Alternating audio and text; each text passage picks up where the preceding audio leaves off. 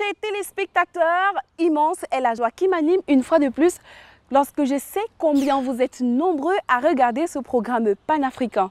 Lorsqu'on lançait ce programme en septembre 2012, l'objectif était aussi de permettre aux jeunes d'envoyer des reportages pour une durée, d'une durée de 5 minutes. Ce n'est pas Stéphanie Doli-Mombé, première présentatrice de cette émission, qui nous le démentira. Aujourd'hui, la mayonnaise commence à prendre. C'est ce que vous verrez dans cette nouvelle émission de Télégie. Pour s'en convaincre, retrouvons-nous derrière ce générique.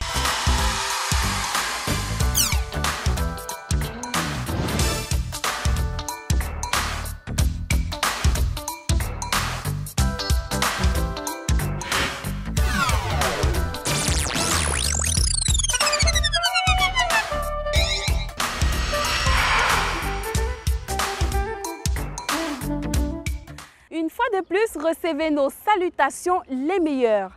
Cette 53e émission fait place au reportage nous venant de deux jeunes de localités différentes. Primo, Aristide Ngos et Edimo nous donnent le pouls du déroulement des examens baccalauréat 2015 dans la cité économique. Secondo, nous nous déportons à l'est, plus précisément dans la ville de Bétois, pour retrouver Mohamed qui, à travers son reportage, nous fait découvrir un jeune écrivain. Tertio, dans la rubrique entretien de cette émission, nous aurons un député qui viendra non pour parler de ses réalisations en faveur de la jeunesse dans sa circonscription, mais du réseau parlementaire jeunesse dont il est responsable à l'hémicycle. C'est ainsi que se déclinent les articulations de l'émission de ce jour. Vous avez longtemps rêvé de présenter ou d'animer une émission télé? L'occasion vous est offerte. L'émission Télégie, diffusée sur l'RCR TV, lance un casting pour la saison 2 2015-2016. Vous êtes éloquent, vous avez une belle voix, vous êtes vaillant ou plus, saisissez votre chance et faites éclore votre talent. Le casting des jeunes reporters et présentateurs est lancé. N'attendez plus. Dès à présent, inscrivez-vous en ligne sur la page Facebook de l'émission Télégie ou au 675 42 96 96. Aux artistes bien nés, la valeur n'attend point le nombre d'années. À Douala, capitale économique dans la région du littoral au Cameroun, Aristide Ngos et Edimo, sous la houlette du jeune Aboubakar, ont décidé de rejoindre les rangs de l'émission Télégie en nous proposant des sujets de reportage. Leur première immersion porte sur le déroulement de l'examen du baccalauréat dans cette ville. C'est un reportage que nous vous proposons. Suivons plutôt.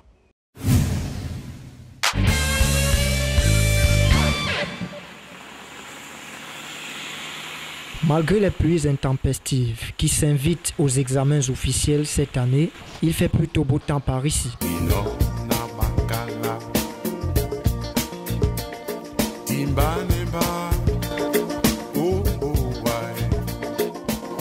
Un silence parlant, même la cour habituellement remplie est vide. Dans les salles, la concentration est de mise et pour cause, le déroulement des épreuves du baccalauréat retient les attentions, comme c'est le cas ici, au centre d'examen du lycée polyvalent de Bonabéry.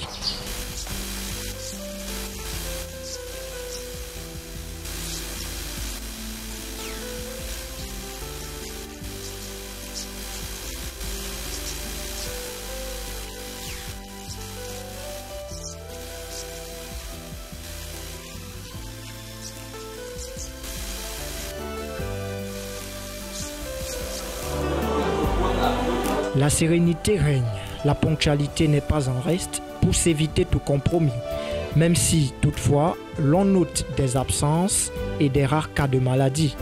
C'est d'ailleurs l'atmosphère similaire qui sévit dans de nombreux sous-centres de la capitale économique.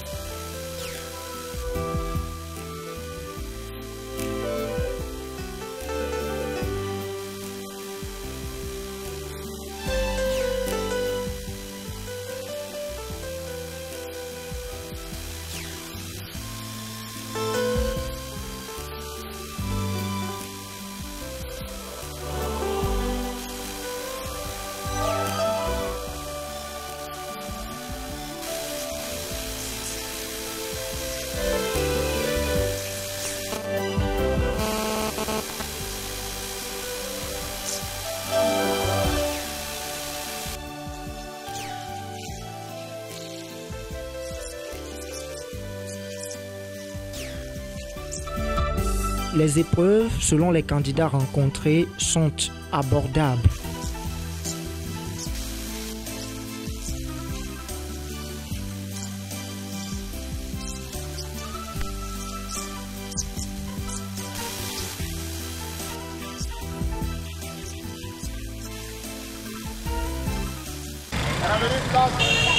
Dans les familles, les parents ne ménagent aucun effort pour booster le moral des élèves candidats. Mon rôle en tant que parent, c'est de créer des conditions telles qu'ils puissent avoir un bon cadre pour réviser. Surtout en ce moment-ci, cette période d'examen, l'examen ne doit pas leur donner la frousse. Il faut qu'ils aient maîtrisé leur sujet tout au long de l'année et le jour de l'examen, ils doivent restituer exactement ce qu'ils ont appris. Je pense qu'il n'y a pas de mystère à cela. Donc l'examen reste l'examen, c'est un contrôle de connaissances tout simplement. Moi j'apprends parce que l'année passée j'ai un peu raté mon examen parce que j'étais trop surchargée. Maintenant j'ai commencé depuis la rentrée à réviser mes leçons. Ainsi, le sourire ne se cachera pas chez les admis, tandis que d'autres seront trempés dans des larmes. Cyril Edimo à Douala pour Télégie. Pas mal, n'est-ce pas? Pour un coup d'essai, Aristide Ngos et Edimo en ont fait un coup de maître. En un laps de temps, ils nous ont baladés dans plusieurs sous-centres, de Bonabéry à Makepe en passant par Newbel. Y a-t-il encore raison de douter de la performance de cette jeunesse? Restons dans la mouvance des reportages à nous proposer. Allons dans la région du soleil levant, retrouver Mohamed qui nous fait le portrait de Daniel Sekbe, monteur à la CIA TV, qui fait éclore son talent d'écrivain.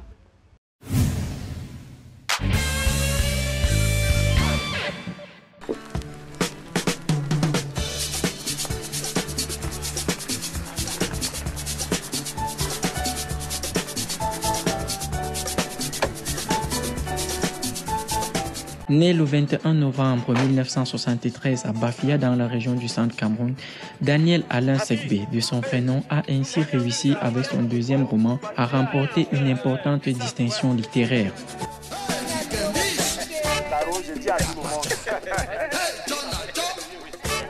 Auteur d'un ouvrage intitulé Ce qui sort dans la nuit, publié aux éditions Grasset en avril 2013 après son premier livre La Veuve Chauve, qui avait paru discrètement en 2011 aux éditions des Sociétés des écrivains après de nombreux refus.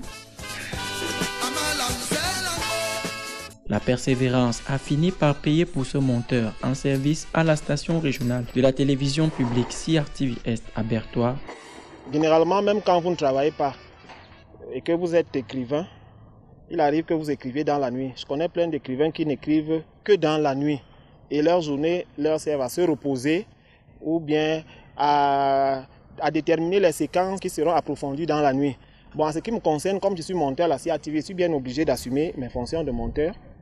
Et dans la journée, donc, généralement, je passe le temps à monter mes papiers, mais aussi à déterminer quelques petites séquences qui seront approfondies dans la nuit. Je fais des plans. Quand la nuit arrive, ayant eu le temps de ménager des pauses conséquentes dans la journée, je peux donc me déployer autour de 23 heures, entre peut-être 23 heures et 4 heures du matin. J'ai tout le loisir donc de me déployer sur les séquences d'écriture qui ont été prédéfinies dans la journée. Féru de littérature et ancien enseignant de mathématiques au lycée de Mesondo dans l'Oignon Ekele pendant 3 ans, il dit tenir l'amour de l'écriture de sa mère qui possédait une bibliothèque d'une centaine de livres.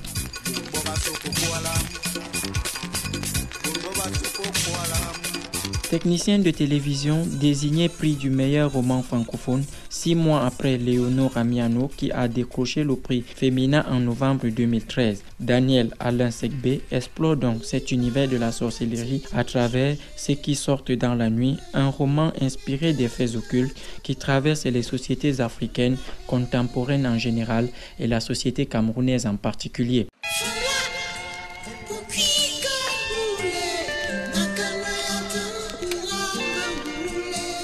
Titulaire d'un brevet de technicien supérieur en audiovisuel et photographie obtenu en 1996, Daniel Alain Segbé devient ainsi le 11e écrivain à remporter ce prix du meilleur roman francophone à Genève, le prix Amadou Kourouma. Quand on m'a appelé, c'était exactement le 2 avril 2014 pour m'informer que j'étais lauréat du prix Kourouma. J'étais surpris parce que je ne savais même pas que j'étais en lice. Il est vrai que j'ai été publié dans une maison de poids, Grasset, qui a certainement dû m'affilier à ce prix-là. Mais personne ne m'en avait rien dit, donc je tombais de nu. C'était tellement énorme pour moi, parce que moi je sais ce que le prix Kourouma représente. Le prix Amadou Kourouma qui est remis au Salon du Livre de Genève. C'est un prix qui m'a transporté, qui m'a permis d'intégrer maintenant de plein pied le monde nébuleux de la littérature. Et je ne m'attendais pas forcément à recevoir tant d'honneurs dès mon premier roman, dont je peux dire toutefois que c'était une odyssée fantastique.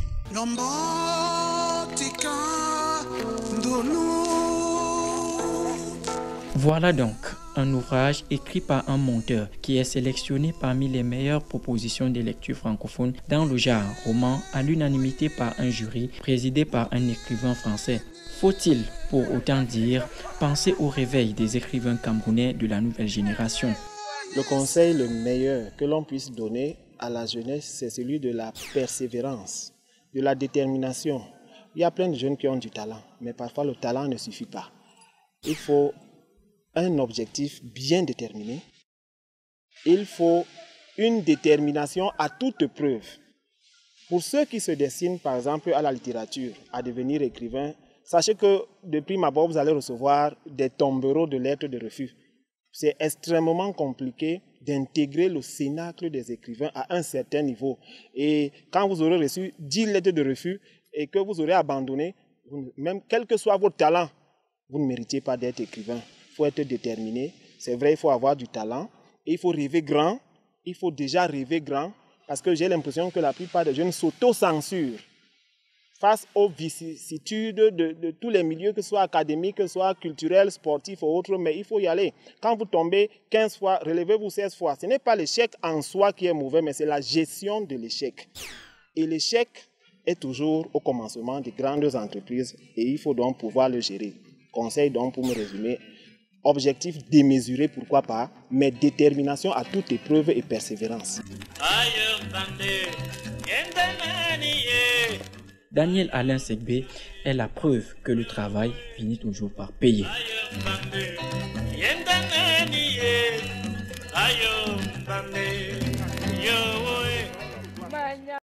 Merci Mohamed pour ce reportage.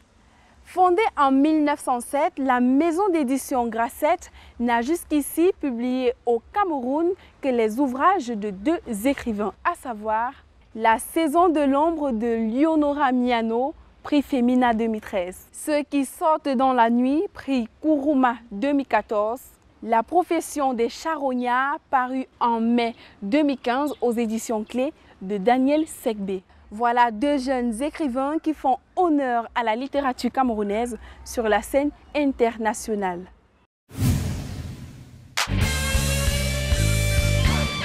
Sortons de ce registre des reportages pour un entretien avec l'honorable Gaston Komba, député de la circonscription d'Unkam et coordonnateur du réseau parlementaire jeunesse à l'Assemblée nationale. Entretien mené par Christelle Zoua. Bonjour honorable. Bonjour. Merci d'accueillir l'équipe de l'émission TéléJ. C'est avec un plaisir d'accueillir une équipe aussi jeune, étant sensible aux préoccupations de la jeunesse. Honorable, nous allons vous laisser le soin de vous présenter à la jeunesse tout entière qui vous regarde. Je suis Gaston Komba, député de la Nation de la circonscription électorale du Nkam dans la région du littoral.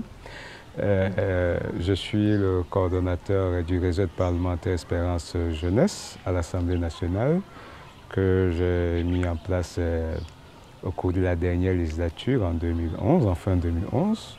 En même temps, je milite au sein du réseau parlementaire pour la protection de l'environnement, le REPAR, où j'occupe d'ailleurs les fonctions de conseiller spécial au niveau national et au niveau régional. Et en même temps, je suis secrétaire général du réseau parlementaire pour la promotion du genre, le REPAGE, et puis conseiller dans le réseau parlementaire pour la promotion des nouvelles technologies de l'information et de la communication.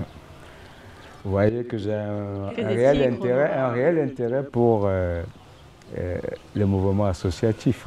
Vous êtes le président du réseau Espérance Jeunesse à l'Assemblée nationale. Mais pour les jeunes qui nous regardent et qui nous écoutent en ce moment, pouvez-vous nous dire concrètement de quoi il s'agit? Le réseau parlementaire Espérance Jeunesse poursuit 3 objectifs. Le premier objectif, c'est d'essayer au niveau des pouvoirs publics d'impulser des politiques publiques en faveur de la jeunesse beaucoup plus dynamiques, beaucoup plus innovantes et beaucoup plus imaginatives afin d'atteindre des résultats probants. Le deuxième objectif, c'est de travailler en sorte que la jeunesse se réapproprie un certain nombre de valeurs, des valeurs éthiques, des valeurs morales, des valeurs citoyennes. Et vous voyez aujourd'hui que dans notre société, il y a le culte de la facilité qui est très développé, le culte de l'argent facile, le culte du gain immédiat. Et ça, c'est des choses qui ne sauraient laisser les représentants des élus de la nation que nous sommes indifférents. Voilà les objectifs qui nous ont poussés à mettre en place le réseau parlementaire Espérance Jeunesse. Et heureusement, il faut le dire, que nous bénéficions fortement du soutien du président de l'Assemblée nationale, le très honorable Kavaye Djibré, qui véritablement s'est approprié cette question de la jeunesse. Vous traitez des problèmes de la jeunesse, mais comment cela se fait-il que ces réseaux de parlementaires restent inconnus des associations de jeunes? Là, je ne suis pas d'accord avec vous. Il est très très connu. Je peux d'ailleurs vous dire qu'une des premières actions que nous avons menées, c'était de remettre sur la sellette, au devant de la scène, le Conseil national de la jeunesse. Nous basons simplement sur les propos du chef de l'État qu'il a tenu lors de l'un de ses discours à la jeunesse, où il disait que le Conseil national de la jeunesse est l'interface entre les pouvoirs publics, la société civile et la jeunesse. Donc, nous lui avons donné l'occasion effectivement de jouer son rôle en le remettant sur la sellette. Comment faites-vous pour travailler avec les associations des jeunes? Nous avons un répertoire de toutes les associations de jeunes, d'abord du Conseil national de la jeunesse et puis de toutes les autres associations civiles. Vous êtes à votre 2e mandat. Quelles ont été les actions menées en faveur de la jeunesse lors de votre tout premier mandat? Je peux vous citer comme ça de mémoire un certain nombre d'actions phares qu'on a faites parce qu'on en a fait beaucoup. Dans le milieu professionnel, j'ai mis en place la Jeune Chambre économique du Cameroun, qui est affiliée à la Jeune Chambre internationale, qui est une organisation mondiale de formation au leadership et de service à la communauté. C'est une organisation qui permet véritablement de donner aux jeunes le sens de responsabilité et de l'engagement citoyen.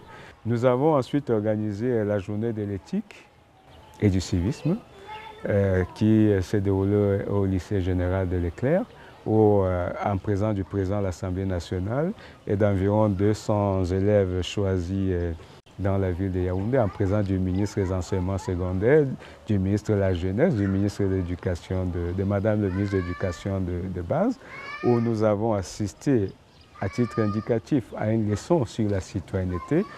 Nous avons ensuite organisé la première édition de la caravane de promotion et de valorisation des métiers agro-pastoraux auprès de la jeunesse.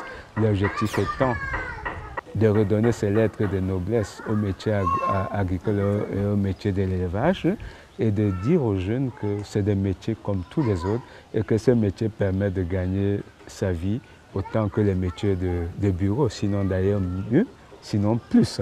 Nous constatons qu'à travers votre réseau Espérance Jeunesse, vous mettez beaucoup plus un accent sur l'agriculture. Notamment, vous avez fait des descentes à Obala, à Edea, pour en parler avec les populations. Pourquoi spécifiquement l'agriculture? Non, c'est parce que c'est une action majeure que vous pensez qu'on met l'accent seulement sur l'agriculture. Non, on met l'accent sur plein de secteurs.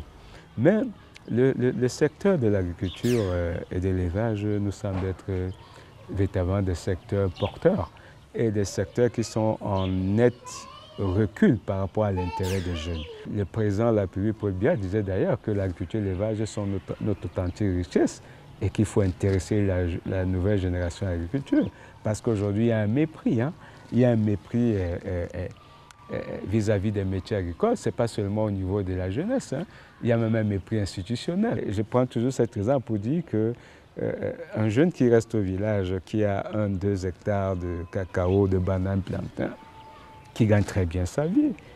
Vous savez que quand vous avez simplement 2 hectares de bananes, plantains, par an, vous avez minimum 2 millions de francs. Si vous divisez ça par 12, ça vous fait un salaire moyen de 175 000. Nous constatons que vous défendez avec ardeur les métiers agro-pastoraux. Je suis moi-même agriculteur. Justement, mais ne pensez-vous pas que vous devez d'abord éduquer les parents sur les bienfaits des métiers agricoles? Ensuite, peut-être, comme vous faites des descentes chaque fois, aller dans les établissements scolaires, primaires, pour commencer à inculquer à ces jeunes-là des valeurs de l'agriculture. Vous savez qu'aujourd'hui, les parents ont très peu d'impact sur l'éducation des jeunes et leurs choix. Il faut commencer par les jeunes. Il faut commencer, oui. Vous savez qu'avec la télévision, la radio, autres, parfois, vous savez, les jeunes aujourd'hui, l'impact des parents sur le choix de leur métier, il est peut-être de 20%. Le reste, c'est les jeunes qui choisissent. À EDEA, on a associé les élèves des établissements scolaires de la ville d'EDEA à la caravane, à la deuxième édition de la caravane de promotion et valorisation des métiers agro-pastoraux. On les a amenés à aller assister, à participer au village des opportunités, où il y avait l'ensemble des structures d'aide à l'appui à l'insertion des jeunes. Et je peux vous dire que la 3e édition, qui aura peut-être probablement lieu dans le sud, nous allons y inviter tous les établissements d'enseignement de l'agriculture et de l'élevage. Les populations qui pratiquent l'agriculture sont de plus en plus vieillissantes. Ouais. Comment faites-vous pour que Parce que vous, les jeunes, vous ne vous intéressez pas à ce métier. Comment faites-vous donc à travers votre réseau Espérance Jeunesse pour que les jeunes s'intéressent davantage à l'agriculture? C'est l'objectif des caravanes de promotion et valorisation des métiers agro-pastoraux. Si vous regardez à Obala, il y avait environ 1000 jeunes. À EDEA, on est passé un peu plus de 2000 jeunes venant de tous les arrondissements de la région du littoral. Au Bala, qui est à côté, on était une 60aine de députés qui ont accompagné le président de l'Assemblée nationale. À EDEA, qui est plus éloigné, nous étions 101 députés pour marquer l'intérêt et puis l'engagement de la représentation nationale par rapport à cette problématique. Ça veut dire que cette initiative monte en puissance. Vous avez parlé tout à l'heure peut-être d'aller dans les établissements scolaires. Nous achetons cette idée, on va voir comment ça se passe. Vous parlez de spécialiser les jeunes dans les métiers agricoles, agro-pastoraux, mais vous ne mettez pas un accent sur la pêche lorsqu'on sait que les côtes camerounaises bondent de poissons et ce sont des étrangers qui se chargent de pêcher ce poisson et de le commercialiser. Vous savez, le ministre de l'élevage, des pêches et des industries animales, il fait du très bon travail en ce moment, vous voyez, avec le développement de l'aquaculture. On note véritablement un frémissement positif dans le cadre du développement des métiers de la pêche. Il essaie d'intéresser les jeunes. J'ai vu l'appui qu'il a apporté à l'Institut des sciences halieutiques de Yabassi, celui qu'il apporte à l'école de formation au métier de pêche de Limbé. On voit d'ailleurs même au niveau de l'élevage bovin et porcin, des activités qui sont menées. Vous voyez même au niveau de la volaille. Vous savez que ça fait longtemps que le Cameroun n'a plus de pénurie d'œufs sur le marché. Parlons de la protection des jeunes. Lorsqu'on sait que vous participez au développement éthique, social, moral, civique, patriotique, civique, ouais. Tout à fait. Comment faites-vous pour protéger les jeunes de toutes les violences dont ils sont victimes? Ce n'est pas à nous de protéger les jeunes, c'est de sensibiliser les jeunes. Vous savez, il ne faut pas... le parlementaire, c'est comme un objecteur de conscience. Et le parlementaire a deux cibles. Il a les pouvoirs publics et il a la société civile qui représente, c'est-à-dire la société en général. Notre rôle, c'est de mener le gouvernement à prendre en place des problématiques comme celles que vous posez là, de nous assurer qu'elle est prise en charge de manière correcte et efficace, mais aussi d'amener les pouvoirs publics à prendre en charge des problématiques qu'il a tendance à négliger et que nous estimons être importantes. Mais du point de vue de la société en général aussi, notre rôle, c'est de sensibiliser la communauté nationale. À travers le réseau Espérance Jeunesse, est-ce que les jeunes peuvent participer à la proposition des lois lors des sessions ordinaires à l'Assemblée nationale? Je peux vous dire que depuis que le réseau parlementaire Espérance Jeunesse existe, il y a toujours à toutes les sessions parlementaires des délégations de jeunes étudiants qui sont invités à l'Assemblée nationale. Aujourd'hui, on ne les invite même plus parce qu'eux-mêmes, connaissant qu'ils sont les bienvenus, à chaque session, ils nous saisissent avec une liste d'étudiants pour pouvoir assister au débat public à l'Assemblée nationale et autres. Nous envisageons d'ailleurs d'aller un peu plus loin avec le président de l'Assemblée nationale. C'est d'institutionnaliser les visites des établissements scolaires à l'Assemblée nationale. Pour les jeunes qui sont dans le Cameroun profond, qui souhaitent entrer en contact avec le réseau Espérance Jeunesse, que leur dites-vous? Ils peuvent nous écrire, le réseau parlementaire Espérance Jeunesse à l'Assemblée nationale, ça arrivera. S'il y a des préoccupations qu'ils estiment qu'on doit prendre en compte, mais ce n'est pas des préoccupations individuelles, il faut le dire. C'est des préoccupations collectives dont on peut être porteur. S'il y a des problématiques qui concernent l'ensemble de la jeunesse, que ce soit la jeunesse rurale, la jeunesse citadine. Merci une fois de plus. C'est moi qui vous remercie et une fois de plus, bon courage à la jeunesse camerounaise. Je suis Christelle Zouamessi pour Téléjeunes. Vous êtes édifiés désormais sur le réseau parlementaire Jeunesse. Jeunes, sachez que c'est votre interlocuteur à l'Assemblée nationale. C'est aussi l'occasion pour nous de dire aux membres du gouvernement que cette tribune est également la leur pour parler des projets de leur département ministériel en faveur des jeunes. Vous avez longtemps rêvé de présenter ou d'animer une émission télé? L'occasion vous est offerte. L'émission Télégie, diffusée sur l'RCR TV, lance un casting pour la saison 2 2015-2016. Vous êtes éloquent, vous avez une belle voix, vous êtes vaillant ou plus, saisissez votre chance et faites éclore votre talent. Le casting des jeunes reporters et présentateurs est lancé. N'attendez plus. Dès à présent, inscrivez-vous en ligne sur la page Facebook de l'émission Télégie ou au 675 42 96 96. Aux artistes bien nés, la valeur n'attend point le nombre d'années. C'est ici que s'achève cette 53e émission de Télégie. Merci pour votre aimable attention. Avant de mettre la clé sous le paillasson, nous disons un grand merci à tous nos partenaires, à l'agence d'image JIC RITVC, ASMAT 237 pour leur appui technique.